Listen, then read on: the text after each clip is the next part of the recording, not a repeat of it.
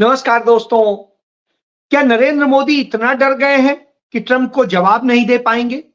क्या योगी आदित्यनाथ अपराधियों के लिए काम करते हैं? और क्या सिर्फ सुविधाओं के लिए, ऐश के लिए आरएसएस बनी थी? जी, आज ये सब्जेक्ट है और ये विषय इसलिए चिंता का विषय है कि ट्रंप ने भारत को टैरिफ लगाने की 100% टैरिफ लगाने की धमकी दिए 48 घंटे हो गए। न भारत का विदेश मंत्री बोल रहा है, न भारत का प्रधानमंत्री बोल रहा है। हमारे देश के वाणिज्य मंत्री अमेरिका में पीयूष गोयल डेरा डाले हुए हैं, उनकी हिम्मत नहीं हो पा रही है कि वो इस बात का जवाब दे सके। और जब इस तरह की स्थितियां हो तो निश्चित रूप से कि भारत इतना डरपोक देश कब से बन गया? भारत की एक दुर्दशा किसने कर दी?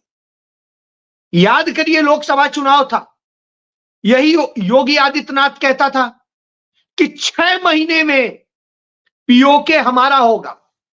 विदेश मंत्री ब्रिटेन में जाकर के तमाम बातें बोलते हैं पीओके को लेकर के, लेकिन क्या किया गया? जब जम्मू कश्मीर का भी चुनाव था, रक्षा मंत्री राजनाथ सिंह ने भी कुछ इसी तरह की बातें की थी। लेकिन वास्तविकता क्या है? जब वास्तविकता को देखेंगे तो लगेगा कि इस देश की स्थिति कितनी बुरी कर दी है। इसका उदाहरण दे देता हूं। जिनको आज ये गाली दे रहे हैं, उन मुगलों की बात करें, उन लोगों की बात करें, शिवाजी की बात करें, सबकी बात करें, तो एक बात आता है कि उस समय में मुगलों के शासन काल में अखंड भारत था, लेकिन उसे खंड खंड किसने किया? और खंड खंड करने वालों के साथ मिलके कौन काम कर रहा था? तब आएगा आरएसएस कर रहा था, जो आज का बीजेपी है, जो आज ऐश कर रहे हैं। जी हां, बिल्कुल यही। इसके तमाम उदाहरण मौजूद हैं। आपको एक छोटा सा उदाहरण बताता हूं। डॉक्टर सर यदुनाथ सरकार की किताब है, उसे आप पढ़ लीजिएगा। उसमें लिखा है, शिवाजी का लिखा हुआ चिट्ठी है जो उन्होंने औरंगजेब को लिखी थी कि बाबर ने इस बड़े राज्य को 52 बरस तक ऐसी सावधानी और उत्तमता से चलाया कि सब फिरके के लोगों ने सुख और आनंद पाया। क्या ईसाई, क्या भूसाई, क्या दाऊदी, क्या फलकिए, क्या नसरिये, क्या दहरिये, क्या ब्राह्मण और क्या सेवड़े, सब पर उनकी समान कृपा दृष्टि रहती थी। इसी सुलह कुल के बर्ताव के कारण सब लोगों ने उन्हें जगत गुरु की पदवी दी थी। किन्हें? अकबर को। ये बात कौन लिख रहा है? शिवाजी महाराज लिख रहे हैं, जिनको लेकर के योगी आदित्यनाथ विधानसभा में धमकी देता है वो आदमी को कि यूपी में आए तो इलाज कर देंगे, यूपी भेज दो तो इलाज कर देंगे। पहले अपना इलाज करा लीजिए, थोड़ा सा इतिहास भूगोल पढ़ लीजिए। जब आप उर्दू को गाली देते हैं तो उर्दू में ही शायरी पढ़ के बात खत्म करते हैं, यानी उर्दू में ही आपको अपनी बात कम्युनिकेट करनी पड़ रही है। यह दशा है। तो चलिए आगे बढ़ जाता हूं। जब यह स्थिति होती है तो निश्चित रूप से बार बार यह बात होती है, इस अखंड भारत को खंड खंड किसने किया? तो अंग्रेजी हुकूमत में हुआ और उसका साथ दिया इन्हीं तथाकथित हिंदूवादियों ने। उदाहरण दे देता हूं। यह अखंड भारत की एक तस्वीर है और इस तस्वीर में देखिए, अफगानिस्तान 1876 में भारत से अलग कर दिया। किसने किया? अंग्रेजों ने। उसके बाद में 1914 में तिब्बत को भारत से अलग कर दिया। किसने किया? अंग्रेजों ने। म्यांमार को 1937 में भारत, जिसे बर्मा कहते हैं, उसे अलग कर दिया। किसने? अंग्रेजों ने। और इसके बाद में बांग्लादेश का जो इलाका है, वो इलाका 1947 में और पाकिस्तान 1947 में, यह हिस्सा है। इसके पहले श्रीलंका जो होता था वो भी 1906 में अलग हो गया। अब आप इससे समझ लीजिए कि अंग्रेजी हुकूमत ने यह सब किया और उसी अंग्रेजी हुकूमत की सरकार भारत में बनी रहे, इसके लिए हिंदू महासभा और आरएसएस पूरी तरह से जुटे रहे। अब आता हूं, ये जब अखंड भारत की बात करते हैं तो खंड खंड करने वाले ये थे।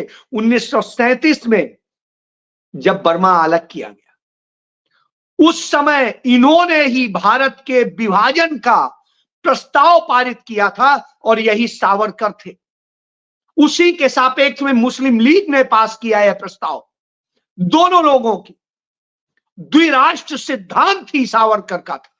जिस सावरकर को एक पूछते हैं, देश की आजादी में उनका कोई योगदान नहीं है। एक रेप के मामले में वो बंद हुए, वो कोई महान कार्य करने के कारण जेल नहीं गए। तो ये वो लोग हैं और वो लोग ये बताते हैं कि हम ये करेंगे। तो विदेश मंत्री वास्तविक मुद्दे को वहां पर डिस्कस नहीं करते, लेकिन भारत को जो टुकड़े टुकड़े में था उसे जोड़ने का काम किसने किया? तो वो किया पंडित जवाहरलाल नेहरू ने और उनकी कांग्रेस ने, उनके सहयोगी मंत्री सरदार वल्लभ भाई पटेल ने। तो आप इससे समझ सकते हैं आज भारत को फिर तोड़ने का काम चल रहा है। जिस तरह मणिपुर को बर्बाद किया गया है वो तोड़ने का ही काम। आज वहां जो जहर बोया गया है वो अपने आप में संकट है। नागालैंड से लेकर के तमाम राज्यों में जो बड़ी मुश्किल से भारत के साथ जोड़ा गया उसे ये खत्म करने का काम करते हैं। जोड़ने का काम कितना कठिन था इस बात को मैं बार बार कहता हूं। ये पुस्तक है, ये देख लीजिए, हिंद के सरदार पढ़ लीजिए। इसमें सरदार वल्लभ भाई पटेल ने खुद लिखा है, उसको आपको देखना होगा। जो इनका 31वां अध्याय है, इसमें आप पूरा पढ़िए कि कैसे भारत को जोड़ने का उन्होंने लिखा है। पाकिस्तान में लाखों करोड़ों की जमीन जायदाद छोड़कर, जान और इज्जत बचाकर, आबरू को बचाने के लिए भागे हुए लाखों परिवारों को अपनाने, उनके लिए व्यवस्था करने, संतोषजनक ढंग से किसी तरह हल हुई समस्या को ला करके उसे सॉल्व करने, देशी राज्यों के भारतीय संघ के साथ जोड़ने, इसे कुशलता पूर्वक। और उन्होंने कहा है कि नेहरू के कारण यह संभव हो सका। तो यह किताब मैं नहीं कह रहा हूं, ये राव जी भाई मानी पटेल ने लिखी है, जो उन्हीं के परिवार के। तो यानी आप समझ सकते हैं कि हिंद के सरदार करके एक किताब है, नवजीवन प्रकाशन अहमदाबाद में छापी है, पढ़ लीजिए, पता चल जाएगा। आप देश को तोड़ने का काम करते हैं, वो जोड़ने का काम कर रहे थे। पढ़िएगा, डिस्कवरी ऑफ इंडिया, समझ में आ जाएगा सच क्या है। नहीं, आपको नहीं जानना है। नरेंद्र मोदी आज देश को तोड़ रहे हैं, बर्बाद कर रहे हैं। जहां एक तरफ देश में तमाम तरह के संकट खड़े हैं, जिस तरीके से मणिपुर जल रहा है, जिस तरीके से शेयर बाजार गिर रहा है, अमेरिका धमकी दे रहा है, नरेंद्र मोदी वंतारा में घूम रहे हैं। नरेंद्र मोदी जो है जाकर के उत्तराखंड में मंदिरों में चक्कर लगा रहे हैं और सब कुछ कर रहे हैं। उन्हें कोई फिक्र नहीं है इस बात की कि देश में क्या हो रहा है और उसके लिए क्या करना है। देश की हालत बद से बदतर है। जहां डबल इंजन की सरकारें कहते हैं, यह तस्वीर देख लीजिए अपने आप में, महिला की हत्या करके उसके पांव में कीलें गाड़ दी गई, आधा दर्जन। यह हो रहा है, यह सुशासन है इनका। और आरएसएस क्या कर रही है? आरएसएस ऐश कर रही है। इसका भी उदाहरण देख सकते हैं आप कि किस तरह से मोहन भागवत 30-30, 35-35 गाड़ियों के काफिले के साथ चलते हैं। तो यह इस बात को दर्शाता है कि ये सुविधा भोगी लोग हो गए।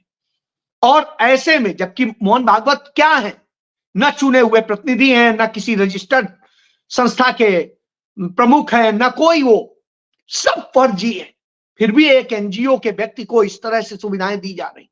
क्यों? क्योंकि इनके बाप दादे हैं, इन्होंने ही सिखाया है। इसके बाद में आपसे बात कर लूं, इसके बाद में जिस तरह के हालात हैं, आप ये देखिए, योगी आदित्यनाथ क्या कहता है, महाकुंभ में ये हो गया, महाकुंभ में वो हो गया। और वो प्रशंसा किसकी करता है? एक अपराधी की, जिसे खुद पुलिस की लचरता के कारण डबल मर्डर के मामले में जमानत दी गई। और जमानत दे करके लाया गया। और फिर योगी आदित्यनाथ बताता है कि उसने 45 दिन में 30 करोड़ रुपया कमा लिया। ये 30 करोड़ रुपया कमा लिया तो साहब 30 करोड़ पे उस पे उसने टैक्स दिया क्या? तो जो ये हिस्ट्री सीटर है पिंटू, इस पर कोई चीज नहीं बोलेंगे। और इसने मर्डर किए, संगीन अपराध है, 1 दर्जन से ज्यादा। नैनी थाने का हिस्ट्री सीटर है। तो तमाम गंभीर आरोप हैं। और ये वसूली करता था किससे? आप देखिए 21 दिन पहले ये नाविकों से वसूली कर रहा था और रंगदारी मांगने का मुकदमा भी दर्ज। तो रंगदारी वसूलने वाले का वो केस हिस्ट्री बता रहे हैं। और जब ये बताते हैं तो आप समझिए ये योगी आदित्यनाथ। क्यों? क्योंकि खुद के क्रिमिनल थे, खुद के वसूली के तमाम मामले हैं और दूसरे मामले थे, खुद ही अपने मामले वापस ले लिए। तो अपराधियों को संरक्षण देना, अपराधियों के साथ खड़े होना, यही शायद इन लोगों का ये चरित्र है। और इसका भी एक उदाहरण देख लीजिए। ये एबीपी का संगठन मंत्री था, आरएसएस का, और एक 14 साल की बच्ची के साथ में रेप करता है। तो इस तरह के केस हो रहे हैं। पूरे प्रदेश को आग लगा दी गई है। जहां जहां भाजपा और उसकी डबल इंजन की सरकार है, इसी तरह के काम हो रहे हैं। अपराधियों को संरक्षण दिया जा रहा है, अपराधी कमा रहे हैं। और ये एक जगह नहीं है, तमाम जगह उत्तर प्रदेश में वसूली, जमीनों पे कब्जे, लड़कियों के साथ में तमाम तरह के बीभत्स घटनाएं, और यही उत्तर प्रदेश का चरित्र हो गया है। तो यह चरित्र बना दिया गया हो तो उसके बाद आप कहेंगे कि साहब बड़ा अच्छा चल रहा है। इन लोगों ने इस देश को जिस तरह जहर में ढकेला है, जिस तरह का काम किया है, उससे निश्चित रूप से देश, समाज, सबके लिए नुकसान हुआ है, असुरक्षित हुआ है। यह अपने आप में चिंता का विषय है। इसके बारे में हम सभी को सोचना चाहिए। तो इन झूठ बोलने वाले, नफरत फैलाने वाले और अपराधियों के का गिरोह है, ये देश के लिए काम नहीं करता है, ये अपने लिए काम करता है। देश के लिए काम करने का नमूना देखना है तो देखिए राहुल गांधी को, और क्या करते हैं वो भी देख लेना चाहिए। मुझे लगता है यदि आप देखेंगे तो आपको पता चलेगा कि किस तरह से राहुल गांधी ने क्या किया। वो आपको याद होगा, वो मोची, जब राहुल गांधी सुल्तानपुर से आ रहे थे वहां की अदालत से होते हुए, और जूता गांठते उसे देखा था। आज उसकी फैक्ट्री है, और उसकी फैक्ट्री में जब राहुल गांधी जाते हैं तो आप देखिए किस तरह से वो ये है। तो आज वो बता रहा है कि कैसे कैसे क्या है, कहां किस स्थिति में था, आज ये। तो ये दिन होते हैं, ये बनाना, ये काम करना होता है राजनेता को। लेकिन यहां आपको भिखारी, कंगाल और सब कुछ बना देंगे। कहेंगे गंगा बड़ी साफ हो गई, गंगा के लिए हमने ये कर दिया, गंगा के लिए वो कर दिया। झूठे दावे कर रहे थे। और गंगा के साथ क्या हुआ है, इसका सबसे बड़ा उदाहरण जो है कांग्रेस के राष्ट्रीय अध्यक्ष मल्लिकार्जुन खड़गे ने बता दिया।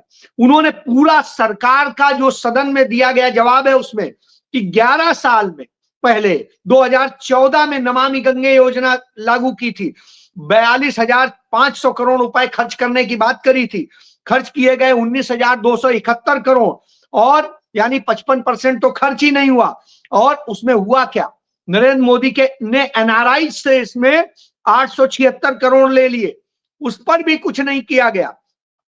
उसके बाद में 2024 में नवंबर में जो जवाब दिया गया सरकार की ओर से, उसमें कहा गया सिर्फ 38% काम किया गया है। यानी आप समझिए 38% सीवरेज ट्रीटमेंट का प्लांट पे जो है काम ही एक प्रकार से नहीं हुआ। 75% यूपी में काम नहीं हुआ, योगी जहां बता रहे हैं। और जहां सीवरेज का पानी डाला जा रहा था उस संगम में सीवर का ही पानी था। यह बात भारत सरकार बता रही है।